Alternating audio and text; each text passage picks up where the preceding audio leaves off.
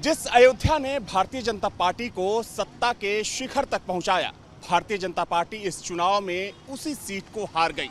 जब चुनाव परिणाम सामने आया तब किसी को यकीन नहीं हुआ कि प्राण प्रतिष्ठा के बाद बीजेपी अयोध्या सीट हार सकती है।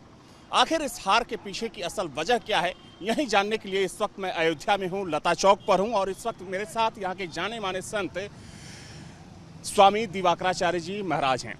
स्वामी जी, अयोध्या में बीजेपी हार गई।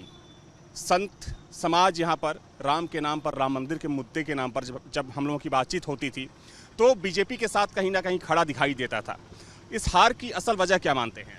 देखिए, सर्वप्रथम तो लोक आस्था के इस महापर्व में पूरे देशवासियों ने अपनी सहभागीदारिता निभाई। उसके लिए मैं संपूर्ण देशवासियों को माँ सीता का स्वरूप और प्रभु श्री राम का स्वरूप जान प्रणाम करता हूँ, नतमस्तक होकर प्रणाम करता हूँ। रही बात अयोध्या की, तो अयोध्या ने त्रेता काल से ही एक मंथरा को पाल के रखा है और भगवान श्री राम ने उस मंथरा को माँ बोलते थे। मंथरा ने अपनी सहभागीदारिता निभाई थी और भगवान राम को 14 वर्ष का वनवास हो गया था और ये निरंतर चलता रहा। माँ भगवती सीता के साथ भी हुआ। अयोध्या के ही कुछ जयचंदों ने, जो आज भी वो जयचंद अयोध्या में हैं और उनकी वजह से माँ भगवती सीता को भी वनवास जाना पड़ा था। तो ये पूर्व काल से ही चला आया है। अपितु भगवान राजा रामचंद्र थे, राम हैं और राम राजा रहेंगे अनंत काल तक। यहाँ अयोध्या ज़रूर भारतीय जनता पार्टी जो है सीट हार गई और इसके लिए पूरे देशवासियों में दुख है। न सिर्फ अयोध्या की जनता को बल्कि अयोध्या के साथ पूरे भारतवर्ष में, अयोध्या से कहीं ज़्यादा अयोध्या के अन्य लोकसभा सीटों, पूरे भारतवर्ष के अन्य लोकसभा सीटों के लोगों को बहुत तकलीफ है, बहुत कष्ट है। और साधु के लिए तो राम से बढ़कर तो कुछ होता ही नहीं है। राम सर्वस्व होते हैं। जनता का जो फैसला होता है वो भी तो सबसे ऊपर होता है। बिल्कुल, डेमोक्रेसी लोकतंत्र में जनता जनार्दन होती है और उसी जनार्दन का जनादेश मानकर यह स्वीकार्य किया जाता है। लेकिन फिर भी जिस अयोध्या के विधानसभा में आप खड़े हैं, वहां से भारतीय जनता पार्टी सबसे बड़ी जो है पार्टी बनकर उभरी है और 4000 वोटों से अयोध्या विधानसभा ने उसे जीत दिलाया है। अपितु जो 3 विधानसभा अन्य विधानसभा थे, फिर चाहे वह मिल्कीपुर हो, अन्य और जो विधानसभा थे, वहाँ कहीं से 6000 कहीं 7000 वोटों से ये लीड नहीं कर पाए, हार गए।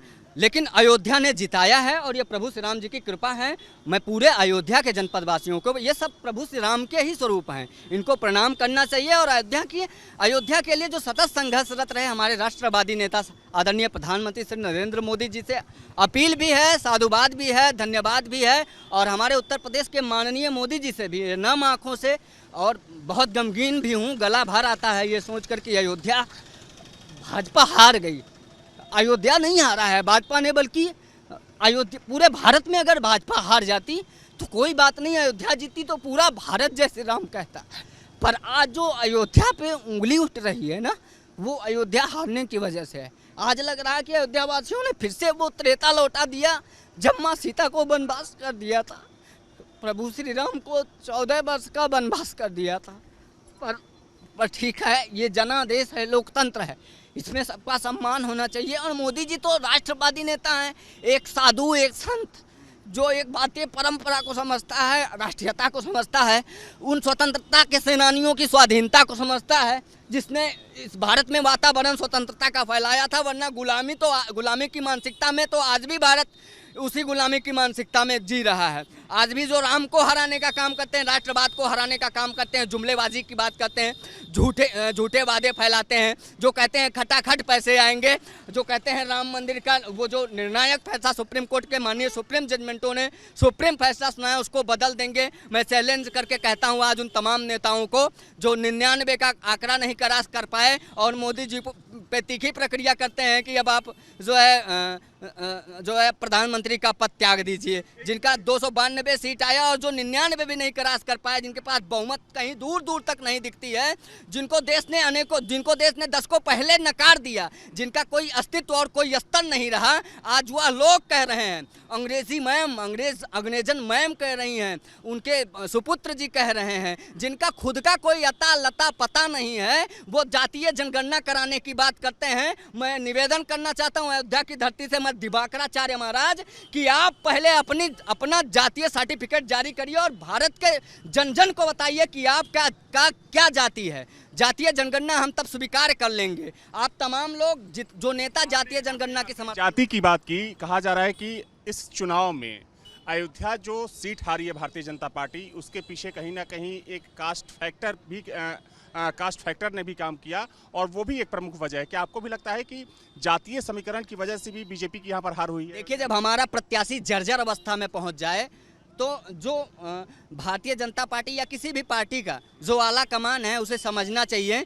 कि किस प्रकार से टिकट वितरण किया जाना चाहिए। कुछ तो टिकट वितरण करने में हमको लगता है कि 10 से 15 सीटें जो भारतीय जनता पार्टी यहाँ उत्तर प्रदेश में गंवा दी, उसका सबसे बड़ा फैक्टर अगर कहीं रहा तो टिकट वितरण करने में बहुत बड़ी भूल हुई। और ये जो जनादेश मोदी जी को आज भी भारतीय जनता पार्टी जो 2 सीटों से स्टार्ट की थी, वो आज भी दुनिया की सबसे बड़ी पार्टी अगर है तो वो प्रभु श्री राम जी की ही अनंत अनंत कृपा है और भारतीय जनता पार्टी फिर दुनिया की सबसे बड़ी पार्टी रहेगी। लेकिन जो लोग टिकट में निर्णय लिए हैं उन लोगों ने कहीं ना कहीं गलती की है और उसको स्वीकार किया जाना चाहिए। सवाल ये भी है महाराज जी आपसे कि अयोध्या की बात करें तो पिछले 7-8 सालों में देखा जाए तो तकरीबन 30,000 करोड़ रुपए की योजनाएं यहाँ पर शुरू की गई।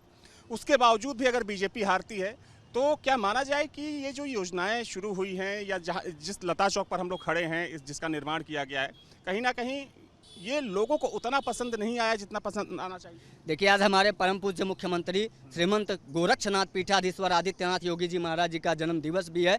मैं करबद्ध प्रार्थना करता हूं अपने नेताओं से, आदरणीय मुख्यमंत्री जी से और प्रधानमंत्री जी से, जो अयोध्या के समग्र विकास के लिए अयोध्या को दुनिया की सबसे श्रेष्ठ नगरी के रूप में विकसित किया जा रहा है। यह विकास का रथ रुकना नहीं चाहिए, इसके सर्वांगीण विकास में ऐसे ही कार्य होना चाहिए, क्योंकि राम भक्त और राष्ट्र भक्त चुनौतियों से कभी डरा नहीं करते हैं। इसी अयोध्या ने एक बहुत बड़ा जनाधार दिया है भारतीय जनता पार्टी को। आज अगर वो आज भी सबसे बड़ी पार्टी है तो उस अयोध्या की कृपा है और अयोध्या ने नहीं नकारा। मैं बता रहा हूं आपको, अयोध्या ने भारतीय जनता पार्टी को अयोध्या विधानसभा से जिता कर भेजा है। अपितु कुछ मान सिंह ने जो महाराणा प्रताप के हल्दी घाटी युद्ध में महाराणा प्रताप के विरुद्ध ही महाराणा प्रताप के मान को घटाने का कार्य कर रहे थे। ये मानसिकता आज भी फलित फूलित पल्लवित हो रही है और निरंतर चल रही है, ये कभी रुकने वाली नहीं है और इन्हीं से तो हमारी लड़ाइयां हैं और ये निरंतर चलती रहेंगी।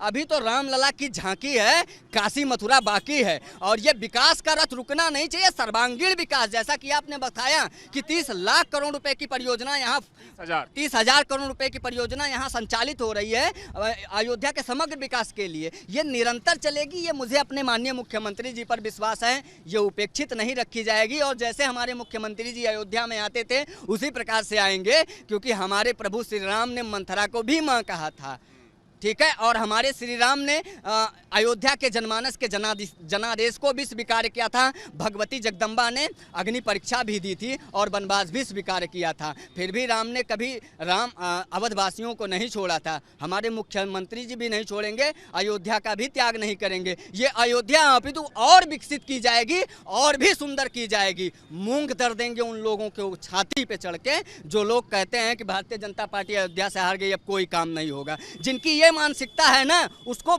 आज भारत ने रौंद दिया है भारतीय जनता पार्टी को फिर से बड़ी पार्टी के रूप में, जो है राष्ट्रवाद को चुनने के लिए, विकासवाद को चुनने के लिए, परिवारवाद को नकारने के लिए। ये जो जुमलेबाद की बात करते थे, ये जो जन जन में एक जुमला फैला रहे थे कि संविधान खतरे में है, जिन्होंने 1975 से 77 के बीच में इमरजेंसी लाके हजारों लाखों की संख्या में राष्ट्रभक्तों को जेल में ठूस दिया, अनेकों बार जिन्होंने संविधान को खतरे में डाला।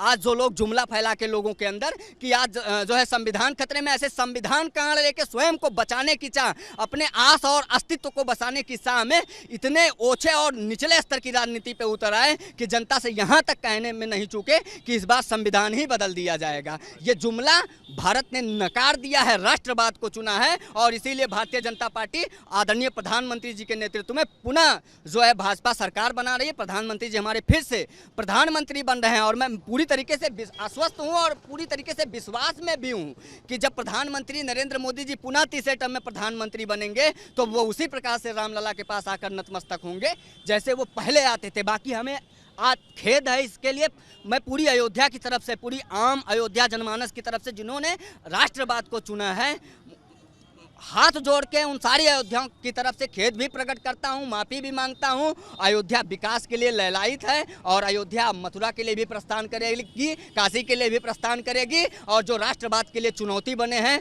उनका भी अब सर्वनाश तय होगा अयोध्या से।